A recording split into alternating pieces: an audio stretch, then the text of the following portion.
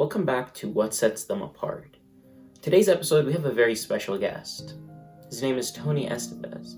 He's a life coach, a circus performer, and the creator of Talk to More People, an initiative to teach people how to meet strangers and form real human connections. Today's episode, we talk about a whole bunch of things. We talk about how he got involved with the circus. We talk about his own journey with meeting new people. We even touch on the different factors and barriers that can stop a person from meeting new people.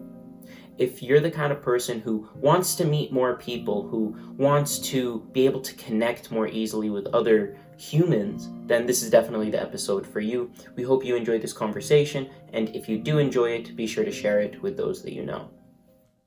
Okay, so I guess let's just start off by maybe introducing yourself, what Talk to More People is, and maybe what some of the inspiration behind it was. Certainly. Well, first of all, I'll let you know, I'm Tony Esteves, and I'm the creator of this Talk to More People concept. And Talk to More People is an initiative to help create more human connection in the world. And it started as a self-imposed 30-day challenge to meet a new stranger every day for a month, just kind of to see what would happen, way back in 2016. And then it turned into something bigger than that. So that's a brief overview for you. Mm-hmm. And so talk to me about this 30-day challenge. What was this original challenge, and how did it go? Certainly. Well, I've discovered that a 30-day challenge can be a really wonderful way to start a new habit, or to experiment with learning something or completing a project. And I've done things like 30 days of doing push-ups every day, or 30 days of meditating, or 30 days of writing. Many, many years ago, before I knew I was writing this book, I tried that, And I found that you can make some really great progress by doing these challenges. So when I was invited to present at a creativity conference in Italy, I knew I'd be in Europe for a bit. I had lived in Europe before. I've done quite a bit of traveling, so I thought it'd be just kind of a fun project to see what would happen if I met one new person every day for a month. So I just kind of set up this 30-day challenge, and I just decided to call it Talk to More People. And it came at a time in my life when I was kind of not doing the best in terms of my mental health. So it was sort of a project that I thought could maybe pick me up and lift my spirits. And I just love people, and I love a challenge. So I thought I'd give it a go. But my business coach at the time, a woman named Karen, she said, Tony, if you want to make a big impact with this, don't meet a stranger every day for a month, but meet a stranger every day for a full year. And I said, Karen, that's crazy. I'll do it. And so that's how the Talk to More People project evolved into this year-long initiative of meeting strangers. Mm-hmm. And then eventually into a book where you kind of gathered your thoughts, I guess, and some strategies and advice for people as well. And something that I really like about the book, Talk to More People, is it's really advice-focused or action-driven, right? Is that sometimes I'll read a book and 80% of the book is theory, and then maybe they have like 20% of the book with some bits of advice here and there.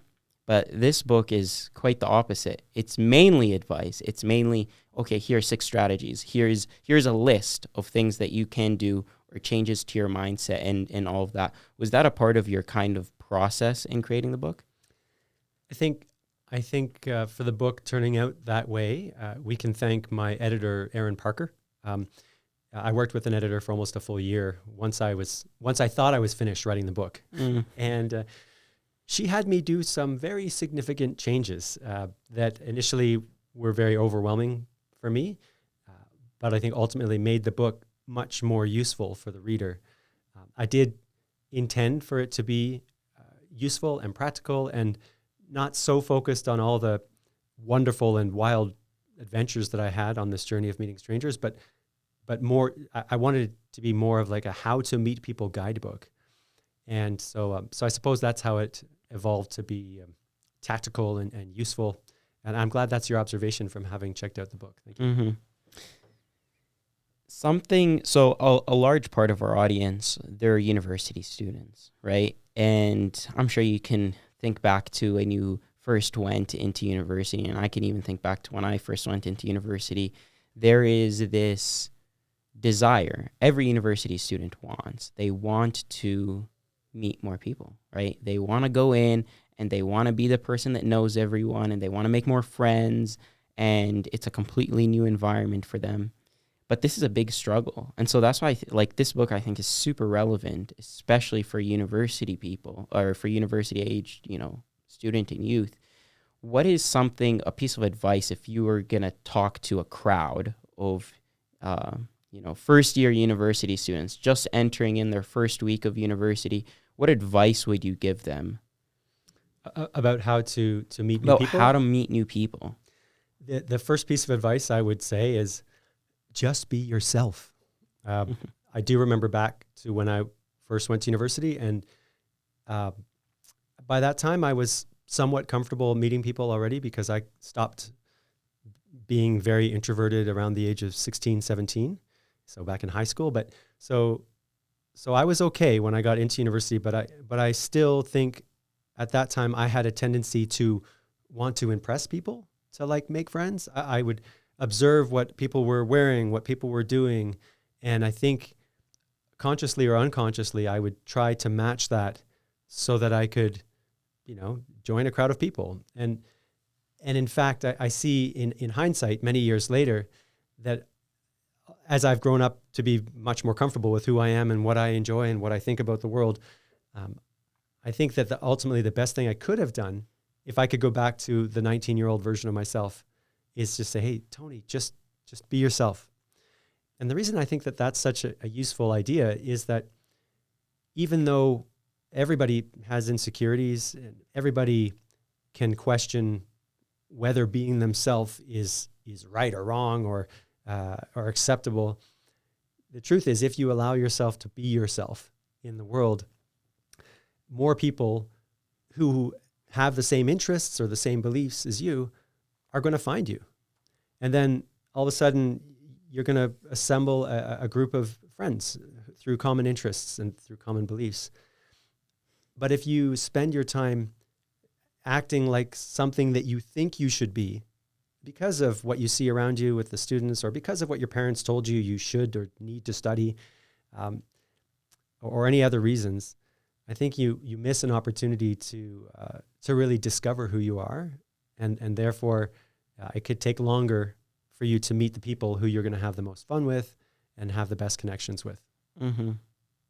When I first went into university, my first year, I had a similar kind of personal challenge that I embarked on. And I said to myself in the first semester, my first year, that I'm not going to sit in a lecture with the same person beside me, at all. Every single day, I'm going to sit next to a completely different person. And so I did that. And, in the process, I met a whole bunch of new people, right? It was my own little talk to more people challenge. Amazing. And I met a whole bunch of people. I met some of those people are still some of my best friends to this day. And it was a great challenge. But something very difficult that I experienced, and I wanted to see if your experience was similar, is that I wanted to be able to maintain the relationships that I made with everybody, right?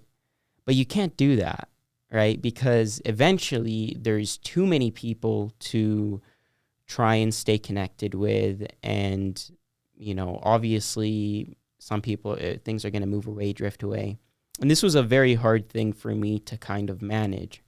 Do you have any strategies or advice for people on how to strengthen, maintain relationships beyond just that initial contact?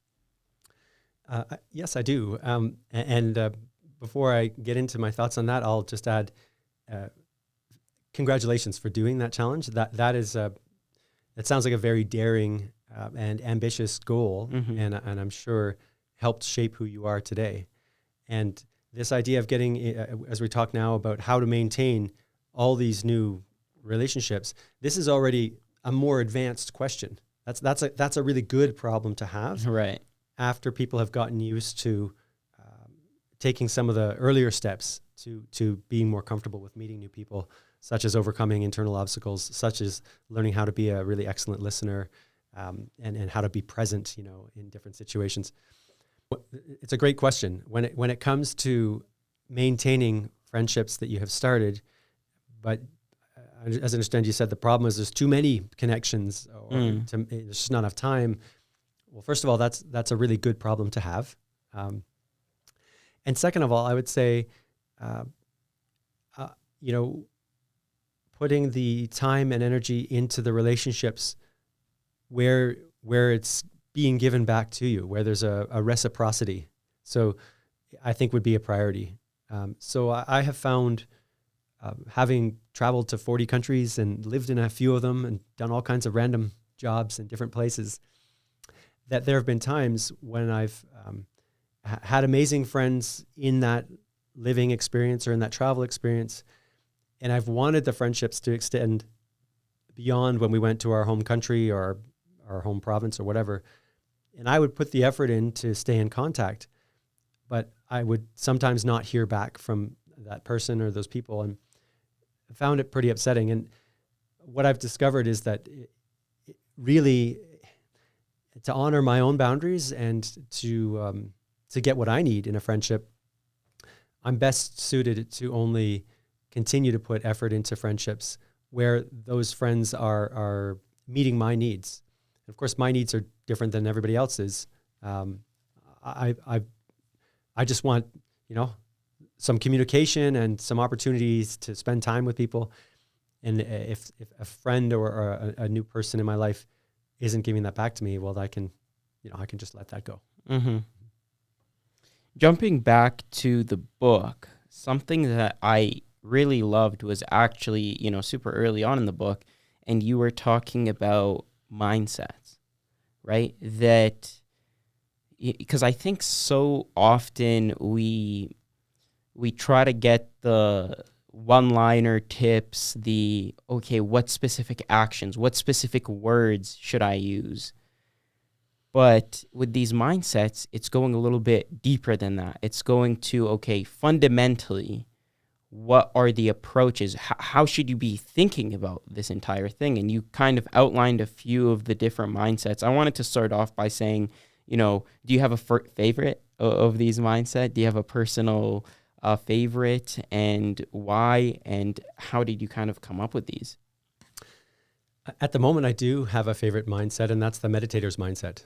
So that's because I've always known that mindfulness practices such as meditation or such as yoga, just sitting in stillness even, I've always known that those are good things for us to do as people. But I've had a lot of frenetic energy in my life and in my adventures that has made it very challenging for me to just sit still and look inward or not look anywhere, just try to be in silence. And in recent years, meditation in particular has just become more and more of a daily practice for me. And since finally experiencing that that's actually a habit of mine, that I meditate every day, I can really see the measurable progress in terms of my wellness, in terms of my happiness in my life that I've read lots about and I've heard lots about, but I'd never experienced it long term. But I think that's mainly because I was never able to meditate so consistently. So meditator's mindset is the one that I'm the biggest fan of in this moment, not just for my own personal experience at this time in my life, but also because I really do think that is fundamental to being able to connect with other people, is just to be more present in your day-to-day happenings, and tuck the device or devices away so that you can actually see what's going on in the world around you, so that you can actually have an opportunity to interact with those people, meet people, change your life by meeting people. Mm-hmm. What single piece of advice could you give to somebody who's trying to be more present, right? They know the importance of it. They know what it feels like, right? They maybe even experienced it a few times in their life, but it just seems like their stress, their anxiety, their self-consciousness, their own insecurities are always seeming to get in the way, right? And they always seem to, in the worst moments when they're trying to be present, they just can't be present. I think that's a very common problem today. We are so connected to our technology, and it seems like the pace of life is constantly speeding up. So the first thing I would say is that there's a lot of people who really struggle with being present, and that's probably more normal than just being able to be fully present and live in the moment today. And I suppose a piece of advice I would offer on that is to start with the smallest steps you can find. So in the example of bringing meditation into one's life, I think one of the reasons that I have been able to bring so much meditation into my life now is because of just committing to doing a little bit every day. Not committing to sitting for a half an hour or a full hour and meditating. I don't believe that I've got the time to do that at this stage of my life. But I can certainly get onto the Insight Timer app and do 10 minutes or 15 minutes and sometimes 20 minutes every morning before I get up, or at the latest every evening before I go to bed. And so these small steps into a mindfulness practice is one way that I think people can bring more meditation, as is the example I'm using here, but bring more mindfulness into their lives. And if it comes to speaking about being out in public and just always being distracted by devices or feeling anxious, you mentioned, and not feeling like they can be present. I mean, if that's like a severe issue, maybe talk to a counselor or talk to a therapist about that. And that mental health professional can help you address why you might feel that anxiety all the time or often. I've benefited greatly from speaking with counselors, psychotherapists. I've had hypnotherapy treatment before to support my mental health and help me through some pretty big struggles. And I would highly recommend that to anybody who's listening who experiences severe anxiety or like that tightness in your chest, whether that's a fear of people, which I think is called agoraphobia, or if that's any other fear. If it's debilitating, get some professional help for it. Mm-hmm. Some of the other kind of mindsets that you highlight, things like the child, the traveler, the juggler, one that I really liked and I found very fascinating was actually the child, right? This idea that,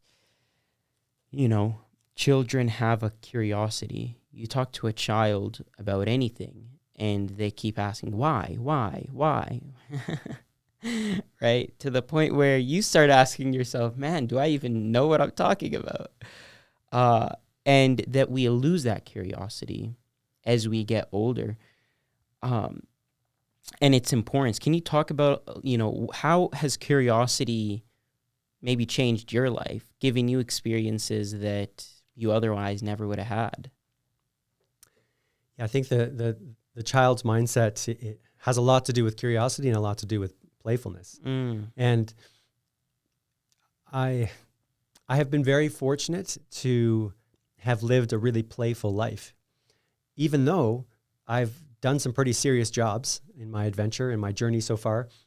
I haven't let go of that curiosity about life that we were all born with. And part of that, I think, has to do with the experiences I've had living and traveling to other countries. You can't help but be curious about a food that's in front of you that you've never seen before and you don't know what it's going to taste like, right? That's going to make you curious. Meeting people of all different ethnicities and backgrounds, and at times people who don't even speak the same language, yet you need to communicate or find ways to communicate. That's going to make you curious. Studying something or exploring something just because you're interested in it and you don't really know anything about it, but you're like, that just seems interesting. That's an example of using curiosity. And I firmly believe that being curious or having that sort of childlike wonder is a really wonderful way to navigate life. And it's certainly something that can help you when it comes to meeting people. Mm-hmm. And specifically, when it comes to meeting people, if we're able to be present by practicing that meditator's mindset, and for example, we're out in public and, so I'm not just staring at my phone or listening to a podcast, even though listening to podcasts is always a great idea, but I'm not plugged in. I'm just being present. I might notice something that's going on in the vicinity, let's say on the university campus or downtown, where there's some movement or there's something going on. And just by being curious, you could go over and say, and ask someone nearby, hey, do you know what's going on here? And they might tell you that it's some cultural festival or some sort of celebration. And then you could choose to engage in that or not. So I found that curiosity has helped me deeply in connecting with people. And I would highly recommend that people be playful and curious all throughout life. You kind of mentioned, you lived in, different countries before. You've definitely traveled to a whole bunch of different countries.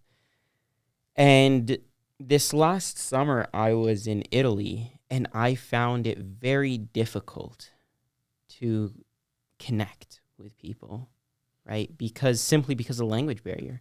I don't understand any Italian, and Italy, a lot of Italians don't speak a lot of English. You'll find some people here and there, but that was a big barrier that I found. In your experience, do you have any advice for that? Absolutely. Learn the language. Yeah. That's a tricky one. So yeah, not having the language of a country that you're visiting in your back pocket or in your brain, or in your device, as these devices are getting faster and faster at helping with things like translating. Absolutely, that's a real world barrier. And I would say that, may I ask how long you spent in Italy? It was only like a week and a half. Mm-hmm. Or so. Yeah. So yeah, if that's a pretty short time to be able to really connect with people. You might be able to have some encounters and some adventures, but if you spend a little more time in a place, you're almost certainly going to find people who also speak your language or who can speak enough of your own language that you can spend time together and have some adventures. I suppose the advice I would offer around language barriers, still see if you can communicate with people, because I have absolutely had some wonderful exchanges with people with whom I couldn't speak the same language at all. For example, hitchhiking while I lived in Japan. I didn't have to hitchhike from my little village down to Tokyo for a conference. I was working there as an English teacher at the time. But a friend of mine and myself, we chose to hitchhike down because we wanted the experience of it. And it was just wonderful. And even though my friend and I, we both couldn't speak Japanese at the time, we were able to have people bring us down, complete strangers, of course, bring us down by cars to the capital of Japan. And almost never could they speak English. And as I said, we only had a few words of Japanese in us at the time. But through body language, through smiles, through pointing on an old-fashioned paper map, we were able to communicate what our needs were. And then, you can feel the warmth of another person, even if you don't have language. Mm-hmm. The thing that I really like about that story is, we didn't need to, right? That's the part that I really like, is that sometimes somebody is forced to go and meet a new person. Let's say somebody goes to a networking event, like a business networking event. They're forced to meet new people. But when you're in Japan by yourself or with a friend and you don't need to, you could just go to Tokyo in some more traditional way, but then choosing to, right? It's having that initial intention inside of yourself and then saying, you know what? I'm deciding the path of adventure, right? And I think that that's something that's really awesome. Let's say that somebody is deciding. They've now decided, I want to meet new people. I want to talk to more people. And they come across a bunch of advice, right? Even if they just read your book, they have hundreds of pieces of advice right in front of them. and they're feeling a little overwhelmed, and they're thinking to themselves, whoa, where do I even begin? I know that I want to do this, and I kind of just need one or two things to always keep in my back pocket, right? The essentials, the big hitters. What are two of those things that you would say to them? Yeah, great question.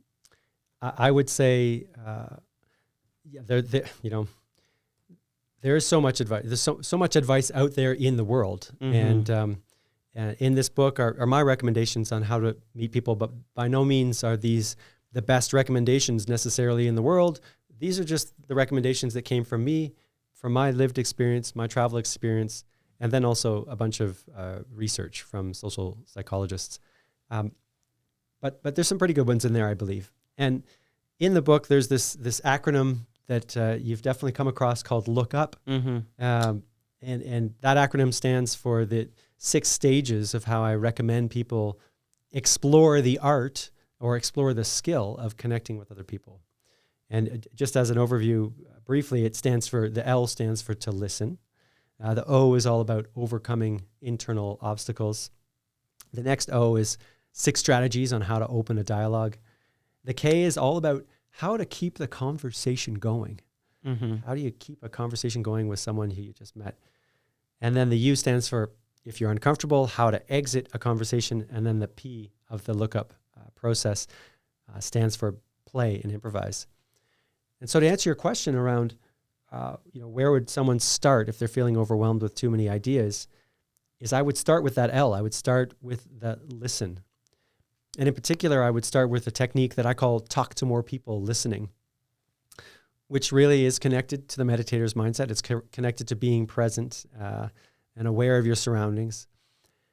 And basically, I teach people this in workshops, is how to respectfully eavesdrop, like how to intentionally listen in to conversations that are happening that you're not yet a part of, with respectfully so, with the intention of eventually making a contribution to that conversation. And the way it works is, because you've got your phone in your pocket or in your backpack or somewhere out of distractions range, and because you're being present to the situation and looking up literally in the world around you, you'll start to notice things that you hear, right? So we as humans have this ability for something called selective auditory attention, or selective hearing, where if I'm sitting in a busy coffee shop, I can just, and people could try this, it's kind of a fun experiment, I can just listen to what's going on, and I can actually kind of point my hearing.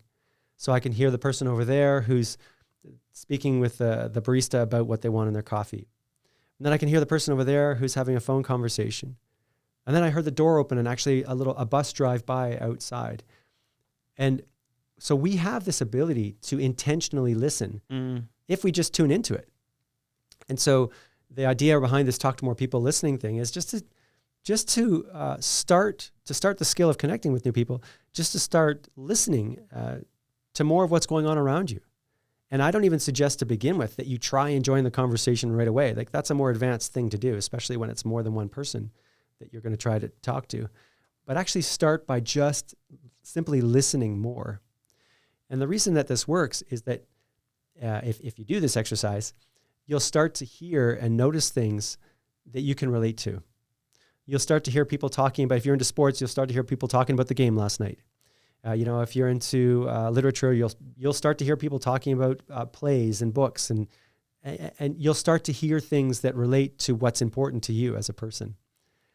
And then eventually you'll start to notice, I want to say something, but I'm not actually in that conversation.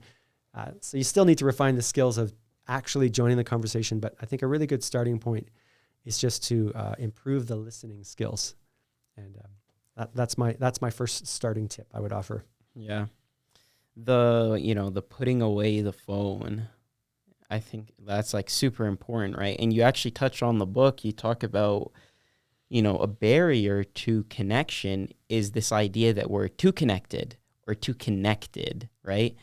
And so, if you could just kind of touch on the impacts of being too connected, right? Being too connected, whether it be on social media or on your phone, and this virtual connection. Yeah, so the impact of being too digitally connected is that it makes it harder for us to have deeper human connections. So in one regard, the evolution of social media and the way that we can have friends literally all over the world digitally, that is fantastic, and it has helped build all kinds of communities and all kinds of social interest groups. That has helped create connections. However, it has also, I think, created a society, at least here in Canada, where many people rely on all of their social development in these digital spaces, and that so much so that if they went 2 or 3 days without a phone or without the internet, that they would really feel like a part of them was missing, and I believe that's problematic.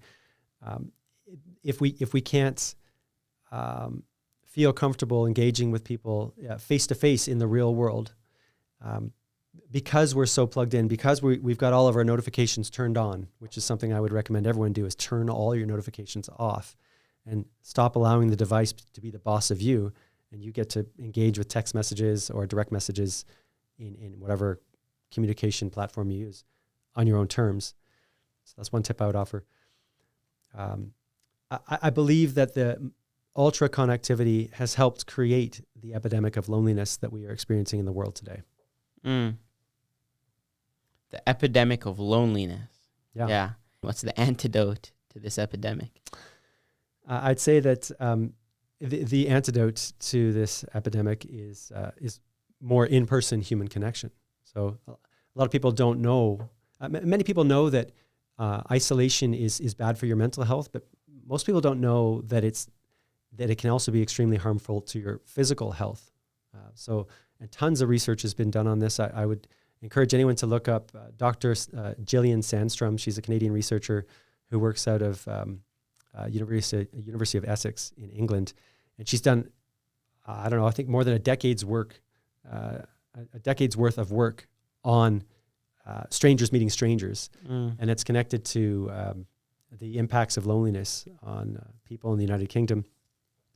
And they've been able to find that, and actually, this statistic I'm about to give you, I don't believe is her research, but that chronic loneliness can be as harmful to your health as smoking 15 cigarettes a day. Loneliness literally is a killer. Wow.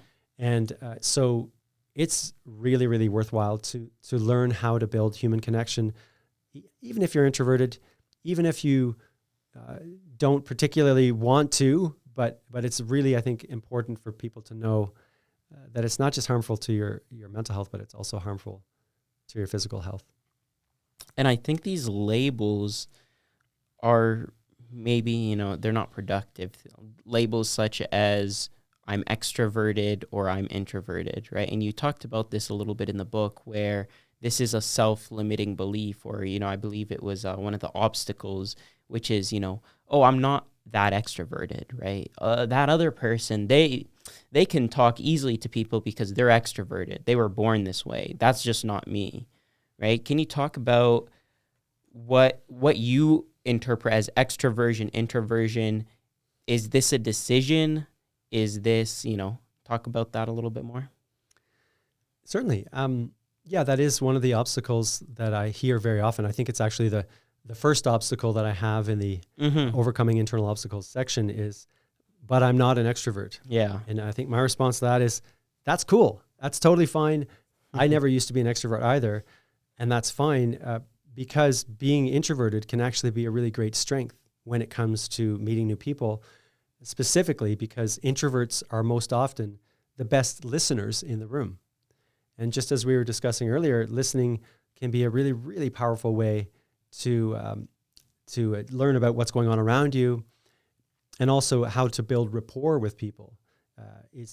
I used to be the world's worst listener because I'm a very excitable person. Right. I used to drink way too much coffee.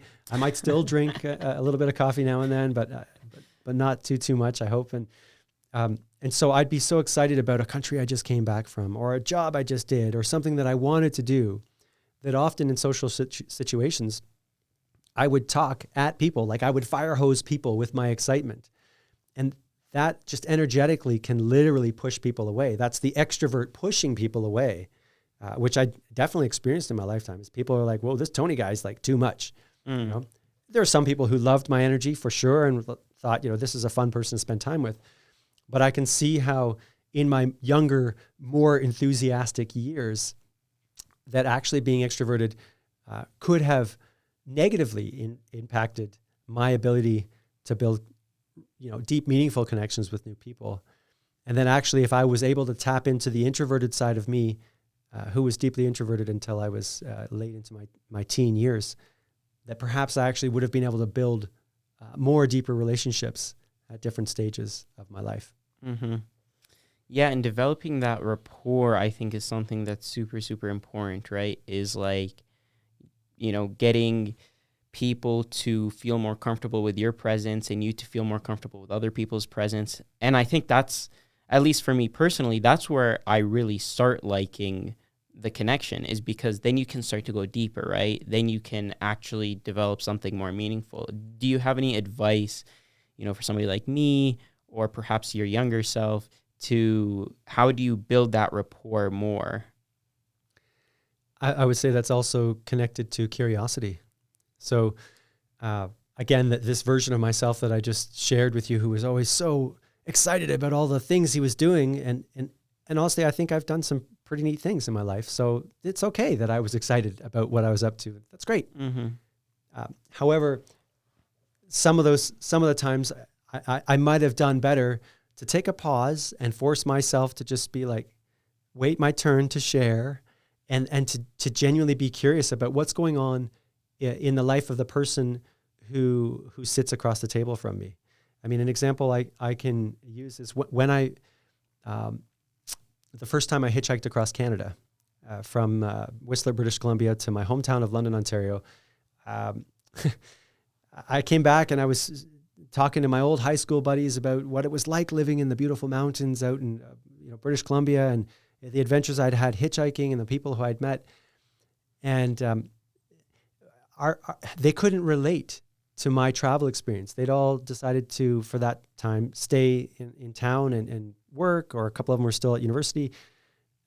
And so like our friendships eventually, not all of them, but eventually fizzled.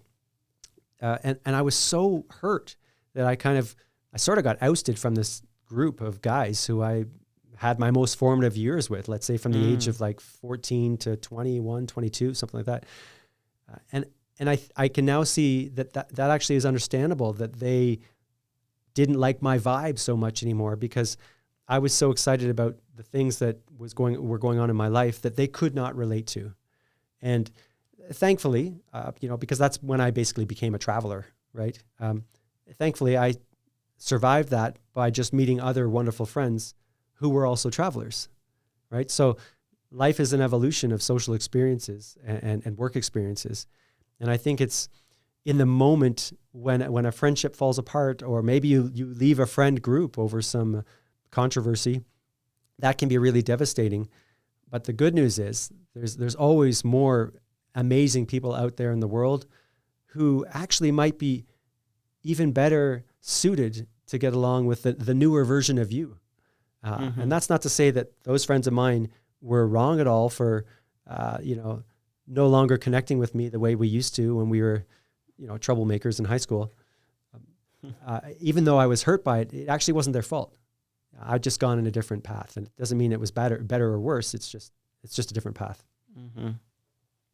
In your book, you talked about a really unique experience that I think was, when I read it, I was like, wow, this is crazy. Like this is a really wild experience, which is you joining a literal circus. Oh, yes. And, correct me if I'm wrong, but this just came about quite literally from meeting a single random stranger. Right? That's right. And you joined this circus. And so can you talk to us a little bit about that experience? With pleasure. Yeah. It'd be hard not to touch on the circus performer aspect of your guest today. And I'm happy to talk about it. Yeah. So I'll state, first of all, that I ended up in that situation because I had moved. I was living in Toronto, and I went through a really rough time in my life when I didn't know what the heck I was going to do next in my life, and my finances were in shambles, and I was just kind of feeling really lost, right? I'd done a bunch of traveling, I'd had all these adventures, but I still hadn't really settled on a career, let's say, right? And for me, that felt like I was a failure. And I have a twin sister, and her name's Andrea, and she was living in Calgary at the time. And she said, "Twin, why don't you come out to Alberta? You can crash on my couch for as long as you want. I know you love the mountains, so you can just go hiking or do whatever you need to do just to take a bit of a reset." And so I did that. I remember it was May 15th, 2013, and I flew out to Alberta. And, what do you know? I met people very quickly, and I got some work. And because I found some community quite quickly, at the time, actually, I was working at a restaurant. I felt safe. I felt good here, and I decided to stay in Alberta, right? Soon after moving here, I think it was in less than 6 months after moving here, my buddy Rob and I were at the local pub and having a beer, and our waitress, a young woman named Ashley, just started telling stories, and she mentioned how she uses hula hoops as a performer. And I said, "Oh, that's cool. I do glow-in-the-dark juggling." She said, "Oh, that's amazing. You should audition for the circus. There's a circus in Calgary." And I said, "What? What are you talking about? There's a circus in Calgary. I just moved here from Ontario." And she said, "Yeah, I think they might even be holding auditions. You look them up." So I looked them up, and I found this group called Le Cirque de la Nuit, like Circus of the Night. And sure enough, they were holding auditions a few weeks later, and I applied for an audition. They gave me an audition. I did a little glow-in-the-dark juggling show in front of 6 people or 5 or 6 people. Like, it was super nerve-wracking. I felt like I was on America's Got Talent or something. I don't know. I was like, I was nervous about it, but they liked what I did. And that's how I joined the circus. I've been involved with them now for almost a full decade, and performed with them across Canada, and had many, many adventures. And it did all actually start with a conversation with a stranger. Mm-hmm. Mm-hmm. And you brought a few balls to juggle with you today, and I did, yeah. indeed. Yeah. Yeah, Shall I show? let's see what you got. Now, if you're just listening to this and you're not watching the video, you'll just have to imagine these brightly lit LED juggling balls. I won't actually turn them. They're just kind of like white and gray and boring right now. So you're not missing that much, but we'll create a little bit of movement here for a few seconds. Awesome. Yeah, I'm here. Oh, wow. Yeah, that's great. Okay. That's super cool. Boom. So you still perform with the circus to this day? I do. Yeah. Quite a lot of what I do is as this Mirror Man character. There's a full picture of the Mirror Man on one of the last pages of the Talk to More People book. Are you finding that there is more interest and importance being placed on from companies, governments, policies for things like meeting new people? Yeah, I'm very happy to say yes to that. So starting in Old Blighty over in England, they actually now have a minister of loneliness. It's at a ministerial level to address the epidemic of loneliness in that country. So there have been a number of research projects that have happened to actually help create human connection. A recent example is that these stickers were put on buses to say it's okay to talk to the driver, and they measured that actually really helped increase the amount of interaction between passengers and the driver, connected to the mental health and even physical health benefits of social connection. And on this side of the pond here in Canada, there are social connection guidelines that are actually being developed right now through some research that has been going on in partnership with an organization called the Gen Well Project, which, by the way, has tons and tons of resources on how to build human connection as well. I would recommend following their stuff. And so these social connection guidelines, which will come out in the next 2 to 4 years, will be not unlike the physical health guidelines that we have, or the dietary guidelines that always seem to be changing. And Canada is going to be the first jurisdiction in the world to have social connection guidelines that are going to encourage face-to-face conversation, like meeting people and interacting with people. And so I'm deeply encouraged that that is an initiative that is underway in Canada right now. Yeah, and it's great to see them seeing the importance of the work at a government level. Yeah, I think it's gonna help a lot of people. Thank you for tuning in on today's episode of What Sets Them Apart. Hopefully you enjoyed this episode and were able to take away one or two things that you can implement into your own life on how to meet new people. You can also feel free to check out Tony and all of his social medias. They're going to be linked down below. Be sure to sign up for his newsletter. If you do, soon you will have access to a PDF version of the book totally for free, and it's a great read. I definitely recommend it if you get the chance. Also, think of one or two friends who would also enjoy to listen to this conversation. Be sure to share this episode with them to spread the knowledge. And thank you guys so much for tuning in on today's episode. Hopefully we'll catch you next time on What Sets Them Apart.